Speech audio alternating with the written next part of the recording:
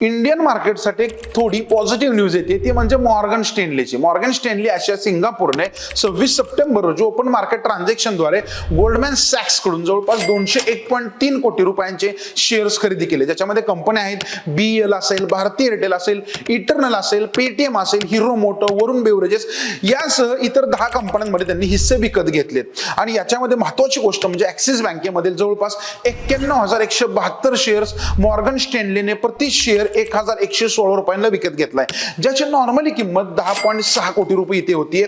Bharat electronics मधील 3.94 lakh shares, Bharti एअरटेलचा विचार करायला गेला तर जवळपास 1,47,000 शेअर्स आहेत, इटर्नल अर्थात झोमॅटो मधील 9.52 लाख शेअर, गोदरेज प्रॉपर्टीज मधील 1,03,000 शेअर्स, हिरो मोटोकॉर्प मधील 28,600 शेअर्स आणि याच्यानंतर येतो कोटक महिंद्रा याच्यामधील पण जवळपास 1,16,000 शेअर्स त्यांनी खरेदी केलेले त्याच्यामध्ये. आणि मित्रांनो हे जर पाहायला गेलं आपण सगळ्या याच्यामध्ये तर आणखीन येतो की श्रीराम फायनान्स असेल, वरुण बेवरेज असेल याच्यामधून पण खूप सारं खरेदी त्यांनी मोठ्या प्रमाणावर केलेली आहे. पण महत्त्वाची गोष्ट म्हणजे काय, VIP इंडस्ट्रीचा शेअर जवळपास याच्यामुळे 4% घसरून 409 रुपयापर्यंत पोहोचला. कारण महत्त्वाची गोष्ट अशी होती की याच्यामध्ये त्यांनी प्रमोटर्सने पण काय केलं म्हणजे प्रमोटर ग्रुप एंटिटीजने पण 6.22% हिस्सा जवळपास 343 कोटी रुपयांना विकून टाकला. त्यांनी पण याच्यामध्ये हात धुवून घेतला.